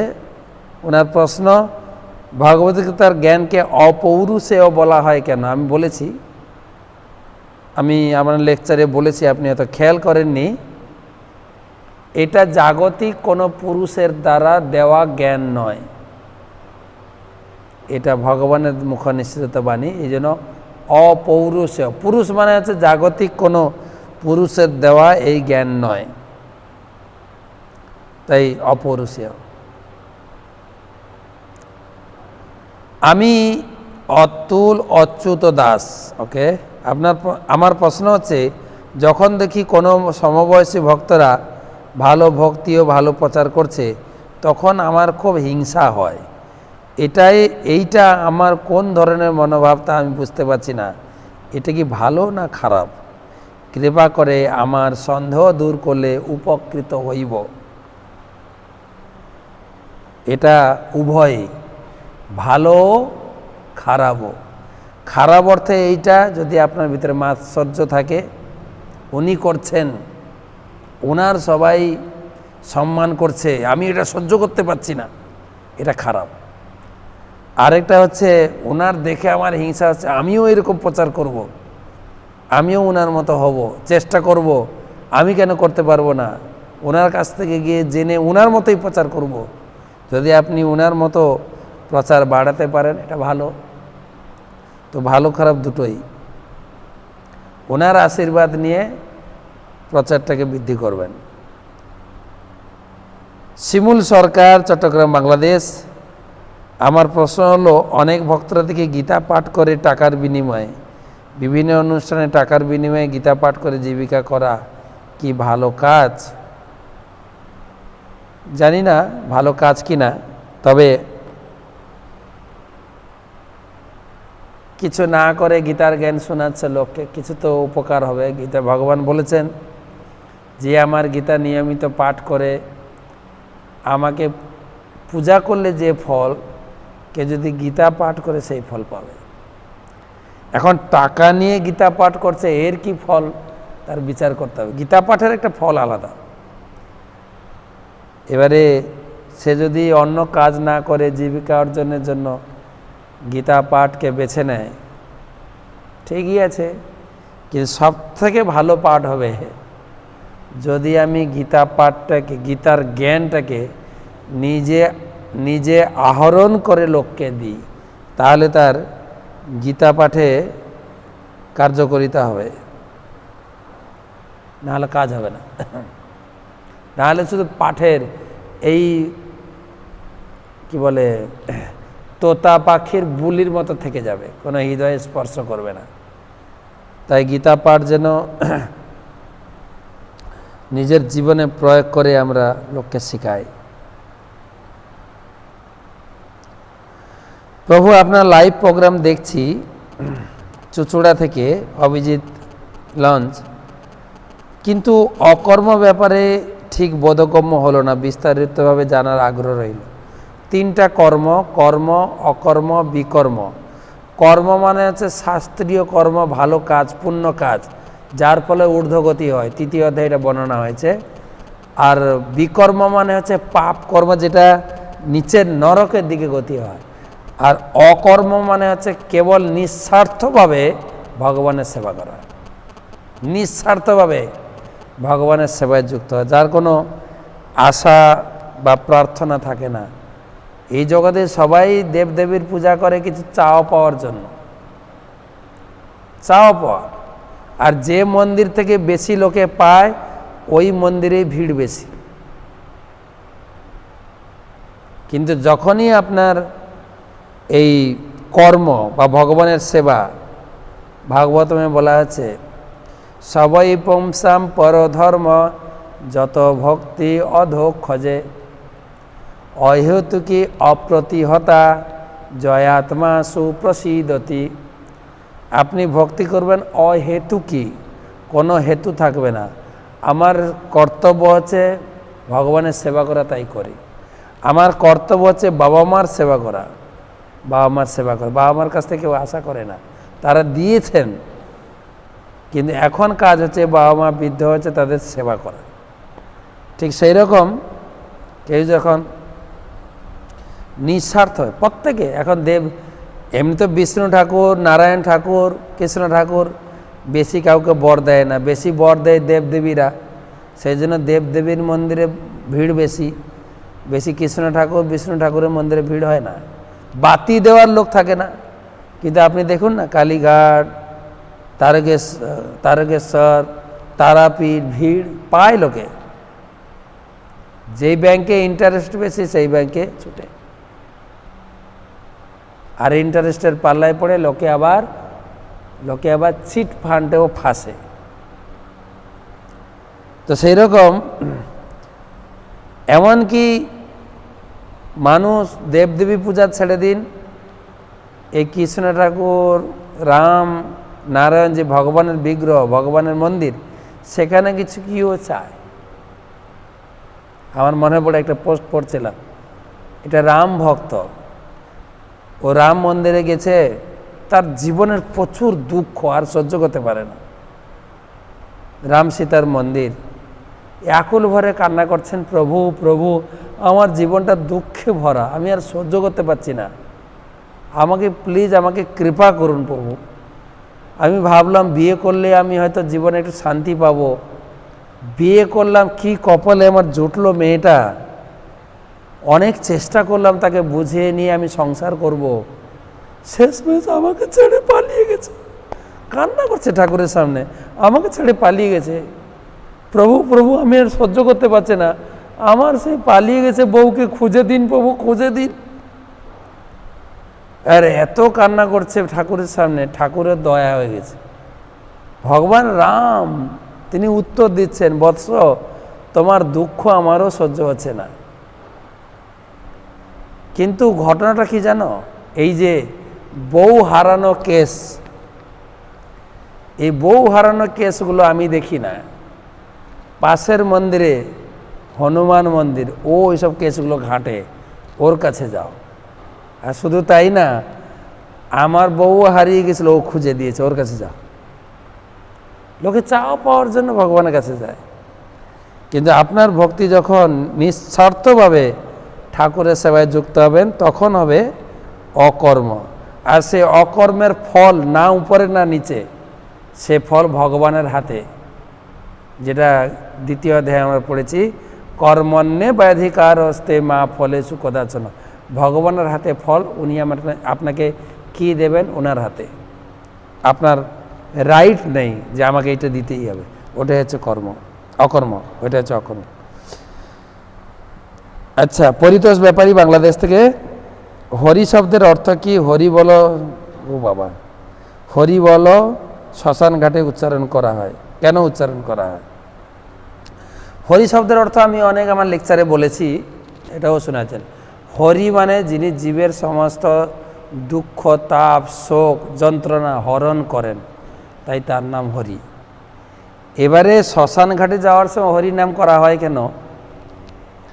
এর উত্তর হচ্ছে, এখন তো আমরা প্রচুর ব্যস্ত, যখনই আমরা লোকের কাছে গিয়ে বলি আপনি একটু হরি নাম করুন, আমার সময় নেই, আমার এত ব্যস্ত, আমার সংসার, আমার চাকরি, আমার আত্মীয় স্বজন, আমার কত দায়িত্ব, সবসময় মাথা নাড়তে থাকে। তো সে যখন শ্মশানে যায়, চারজন যখন কাঁধে করে নিয়ে যায়, তখন তাকে বলে আত্মীয় স্বজনরা, তোমার তো এখন চাকরিও নাই, সংসারের ঝামেলা নেই, নিশ্চিন্তে শুয়ে শুয়ে যাচ্ছ শ্মশানে, এখন একবার হরিনাম করো, বলো হরি, হরিনাম করো, এখন তো তোমার কোনো দায়িত্ব নেই, কোনো ঝামেলা নেই, হরিনাম করো। কিন্তু যেহেতু তার না বলার অভ্যাস, সারা জীবন না বল, না এখন সময় নেই, এখন বয়স হয় নাই, এখন ভোগের বয়স, এতদিন না মাথা নাড়ে এসছে, চারজন যখন কাঁধে নিয়ে যায় দেখবেন ডেড বডিও রেসপন্স করে না, আমি বলবোই না। পিছনের লোক বলে হরি বলো ভাই, হরি বলো, নিশ্চিন্তে যাচ্ছ শ্মশানে, যাওয়ার আগে বারে হরি বলো, বলে না, ডেড বডি না বলে। দেখবেন, আপনি দেখবেন পুরো ডেড বডিটিকে সুন্দর করে দড়ি দিয়ে বাঁধা হয়, মাথাটা খোলা থাকে, চারজন যখন যায় মাথাটা এরকম নড়তে থাকে, না না, তখন পিছনের লোক বলে দেয় হরি বল। তো আত্মীয় স্বজন না, তার উপকারের জন্য বলে একবার বলো না হরি বল, হরিনাম করে না।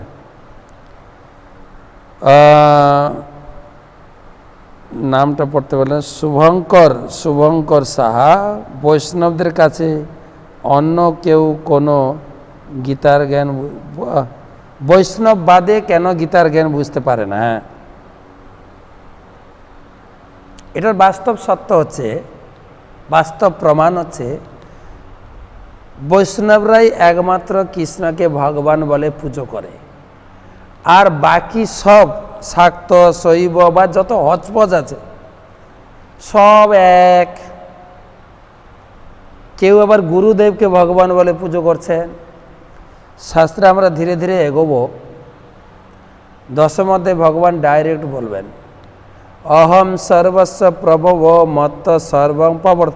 আমি হচ্ছে মূল, আমি জগৎ সৃষ্টি করেছি, আমি পূজা পাবার যোগ্য, আমার উপরে কেউ নেই। সপ্তম অধ্যায়ে ভগবান বলবেন 7 নম্বর শ্লোকে, এতৎ জনিনী ভূতানি, 6 নম্বর শ্লোক, 7-6, এতৎ জনিনী ভূতানি সর্বাণি উপধারয়, সমস্ত জীবকে আমি ধারণ করেছি। 7 নম্বরে বললেন, মত্য পর তরং নান্যত কিঞ্চিদস্তি ধনঞ্জয়, আমার সমান, আমার থেকে শ্রেষ্ঠ আর কেউ নেই, 1 ইঞ্চিও না, কিঞ্চিত মাত্র না। কিন্তু তথাকথিত অন্যান্য সোসাইটি, ও কৃষ্ণ রাম দুজন মিলে রামকৃষ্ণ হয়ে গেছে, সব আবল তাবল বকে লোকে, গীতার অর্থ বোঝে না। আরেকটা, আমি আর দেবদেবী সমান নয়।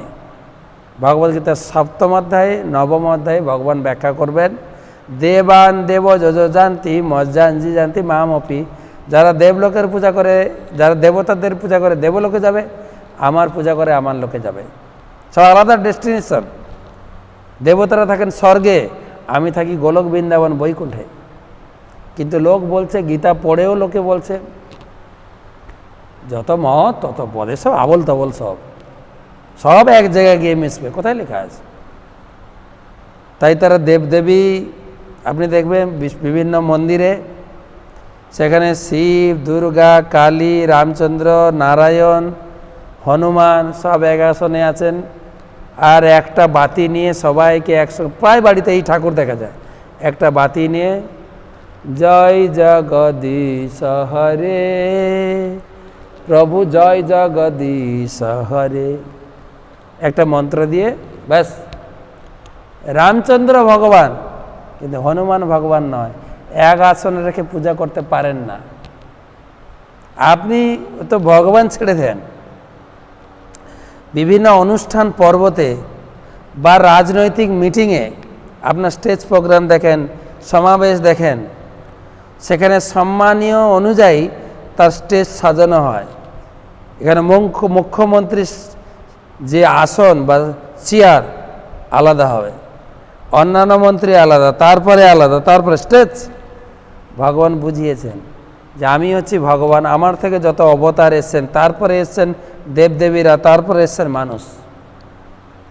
এই ক্যাটাগরিগুলো জানতে হবে। আর না পড়ে গীতা পড়েও লোকে যেই দুর্গা, যেই কালী, যেই কৃষ্ণ, কৃষ্ণ কালী সব এক, গীতার জ্ঞান। আর ভগবান ডাইরেক্ট বলেছেন, আর পড়বো যদি আপনি গীতা মাধুরী ক্লাসে থাকেন, আর দেখবেন যে আমার পূজা করে সে মহাত্মা, সব মহাত্মা সুদুর্লভ, গীতার সপ্তম অধ্যায়, যে আমার পূজা করে মহাত্মা। আর যে অল্প মেধসাম, সপ্তম অধ্যায়, যারা দেবদেবীর পূজা করে অল্প মেধসাম, বোকা, ব্রেনলেস, ভগবান বলেছেন। আর যারা তথাগতের লোককে ভগবান বলে পূজা করে, তার আর কি বলার আছে? সে তো নরকে যাবে, নরকে। চৈতন্য চরিতামৃতে বলা আছে, কিবা জ্যোতি সতী কিবা নিজ জাতি, যে হরি নাহি ভজে। অনেক বড় মহারাজ হতে পারেন অথবা সতী নারী হতে পারেন, যদি হরি ভজন না করেন, ভবে জনমিয়া জনমিয়া রৌরবে পড়ি মজে।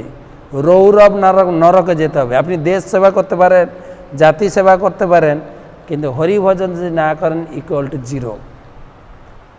অনেক জিরো বসাতে পারেন, ইকুয়াল টু জিরো। যদি জিরোর সামনে হরি বা এককে বসিয়ে দেন, একটা জিরো 10, দুটো জিরো 100, 3000, এরকম মাত্রা বাড়তে থাকবে। তাই গীতা বৈষ্ণবরাই এইরকম সুন্দরভাবে গুছিয়ে বুঝতে পারে কৃষ্ণ ভগবান অবতার রয়েছেন, দেবদেবীরা রয়েছেন ভগবানের সেবক, আর মানুষ আলাদা, এটা বুঝতে পারে। আর আপনি গীতা মাধুরী ক্লাসে থাকুন, আপনি ধীরে ধীরে আরও এগোবেন।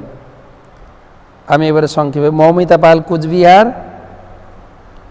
ভগবানের ভক্ত হওয়া, ভগবানের প্রিয় হওয়া কি দুটি আলাদা বিষয়? এই দুটির মধ্যে পার্থক্য কি? ভগবানের প্রিয় জীবের লক্ষণ কি? ভগবানের প্রিয় হতে গেলে এই দ্বাদশ অধ্যায়ে পড়বেন। ভগবান 13 থেকে 20, 8খানা শ্লোকে এই ভক্ত আমার প্রিয়, এই ভক্ত। তা আপনি গীতার 12 অধ্যায়ে 13 থেকে 20 পর্যন্ত 8খানা শ্লোক আপনি একটু পড়ে রাখুন। যদি বুঝতে না পারেন, আমি কালকে আবার এই প্রশ্নের উত্তর দেব। ভগবানের প্রিয় হওয়ার লক্ষণ কি? আর যে প্রশ্ন করেছেন যে ভগবানের প্রিয় হওয়া, ভগবানের ভক্ত হওয়া, ভক্ত হলে তবে প্রিয় হবেন, দুটো একই কথা। তবে ভক্ত হওয়া আর প্রিয় হওয়া আরেকটু উন্নত। সবাই ভক্ত, কিন্তু ভগবানের প্রিয় হবে যিনি ভগবানের বাণী প্রচার করবেন, ভগবান 18 অধ্যায়ে বলেছে। তাই যদি যা শুনছেন এই কথাগুলো লোকের কাছে ব্যক্ত করেন, আত্মীয় স্বজন, আপনার বন্ধুবান্ধবের কাছে, ভগবান খুব খুশি হবেন। গীতার জ্ঞানে আপনি প্রচার করছেন। সাতক্ষীরা থেকে, বাংলাদেশ থেকে নেপাল সরকার বলছেন, ভগবত গীতা কি সত্যযুগে ছিল? হ্যাঁ, বিবস্বান তো সত্যযুগের লোক, বা সৃষ্টির শুরুতে ভগবদ্গীতা চিরন্তন সত্য। ভক্ত ও সখার মধ্যে পার্থক্য কি? সিলেট, বাংলাদেশ। ভক্ত সখা বলছে, ভগবানের ভক্ত সবাই, কিন্তু সখা কথাটা বলা হয়েছে ভগবানের অনুগত। আমরাও সুপারফিশিয়ালি ভক্ত হই অনেক সময়, যে ভগবানের সব কথা মানি না, কিন্তু সখা মানে তার খুব ইন্টিমেট ফ্রেন্ড, তার সব কিছু জিনিস অনুকূল হিসেবে গ্রহণ করেন। নববর্ষের প্রীতি শুভেচ্ছা রইল। কেদারনাথ সাউ, এগরা, পূর্ব মেদিনীপুর।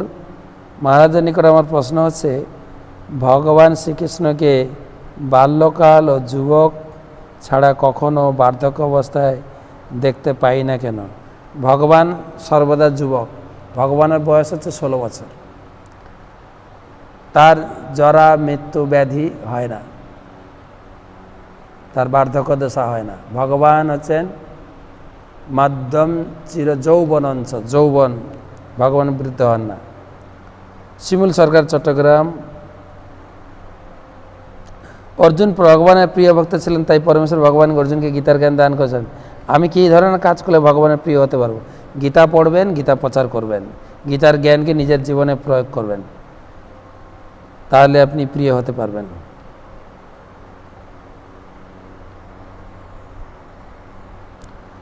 তিন নম্বর শ্লোকে তাৎপর্য আছে, সমাজে দুই ধরনের মানুষ আছে, ভক্ত আর অসুর।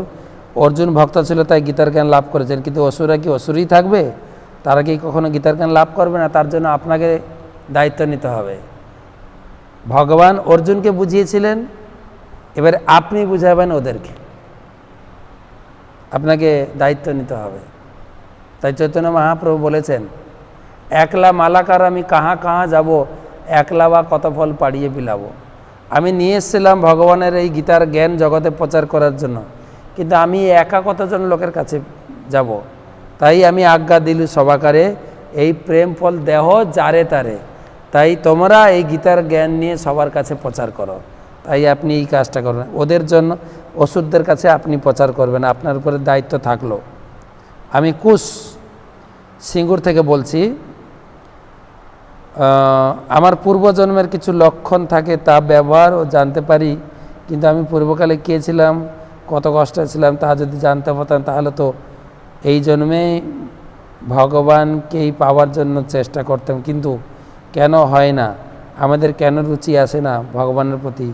হরে কৃষ্ণ, তা প্রশ্নটা একটু ভুল হলে আপনি পূর্বজন্মে কী ছিলেন না ছিলেন এই আর ঘাঁটেন না। তবে এই জীবনে যে জ্ঞান আপনি গ্রহণ করছেন, সেই পথে নিজের জীবনকে পরিচালিত করেন, তাহলে আমাদের জীবনটা শুদ্ধ হয়ে যাবে। প্রভুপাদ বলেছেন, তোমার ঘরে আগুন লেগেছে, তুমি যদি এখন খুঁজতে চাও কে আগুন লাগালো, কেন আগুন লাগালো, তার সঙ্গে আমার শত্রুতা ছিল, আগুনটা লাগালো, এই যদি ঘাঁটতে যাও তোমার ঘর পুড়ে ছাই হয়ে যাবে। তাই তুমি যদি ঘাঁটতে চাও কি ছিলাম, কেন আমার এসব হচ্ছে না, ঘাঁটতে গেলে সময় চলে যাবে। তাই সময় থাকতে থাকতে গীতা পড়ুন, গীতার আলোকে নিজের জীবনকে পরিচালিত করে ভগবানের ভক্ত হয়ে, ভগবানের নাম করে, ভগবানের প্রসাদ পেয়ে জীবনটাকে উদ্ধার করে নিন। আর আপনি এই জন্মের পরে ভগবত ধামে পৌঁছে যাবেন, আর আপনাকে পূর্বজন্ম নিয়ে ঘাঁটাঘাঁটি করতে হবে না। আমার প্রশ্ন হলো, ভগবান গীতার এই জ্ঞান আমাদের ভারতে দিয়েছিলেন ও আরও অনেক লীলাবিলাস করেছেন, কিন্তু কেন অন্য দেশে নয় কেন? আপনার তো গর্ব হওয়া উচিত, আমাদের ভারতে দিয়েছেন, ভারতবাসী হিসাবে। আপনার কি হিংসা হচ্ছে না দুঃখ হচ্ছে আমি জানি না, যে অন্য লোককে কেন দেওয়া হলো না। তা যদি হিংসা হয়ে থাকে খারাপ, আর যদি দুঃখ হয়ে থাকে, আপনি এই গীতার জ্ঞানটা নিয়ে সারা বিশ্বে প্রচার করুন প্লিজ। ওকে, এই লেখাটা তো পড়তে পারবো না।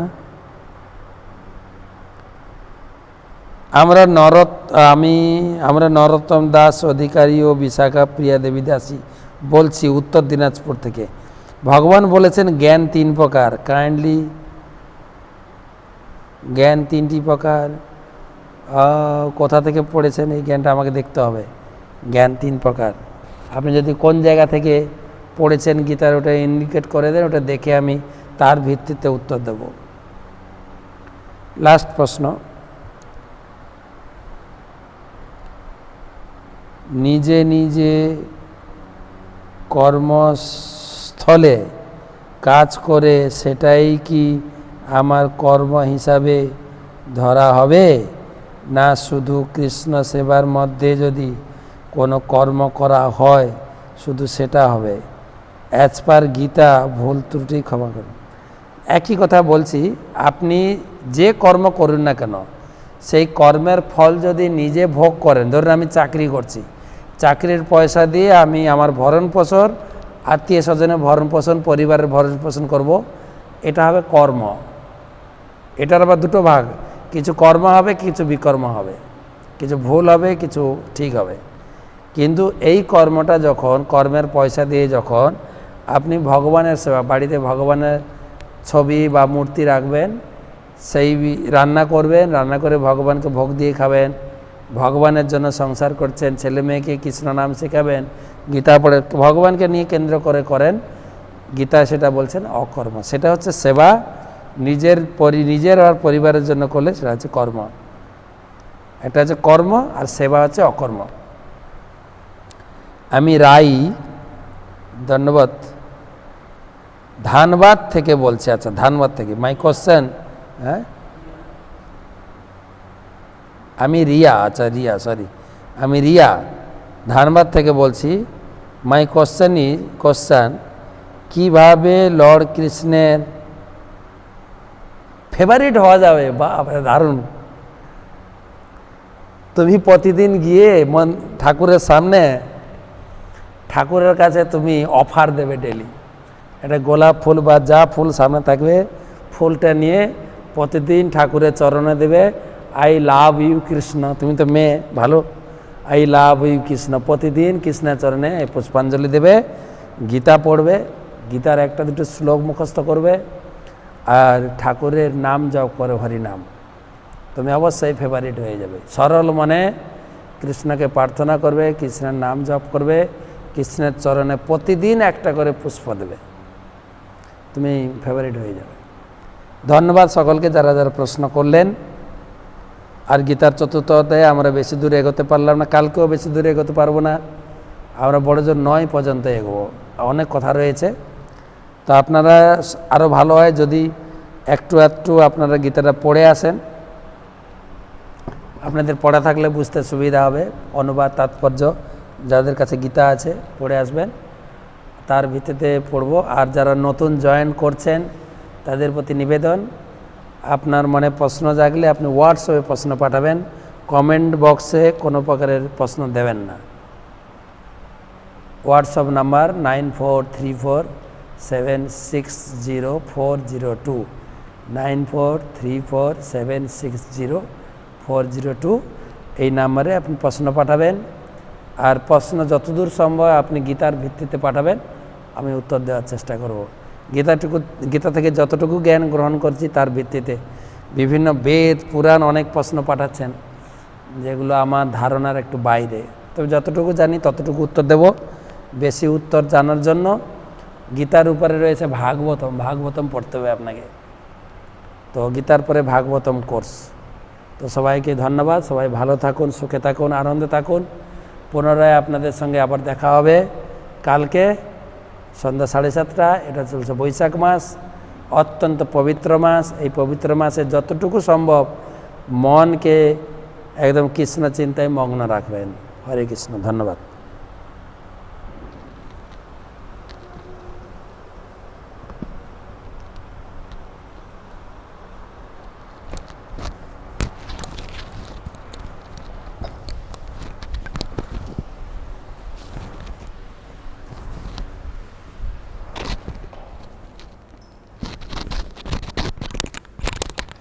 আজকে রেসপন্স কেমন?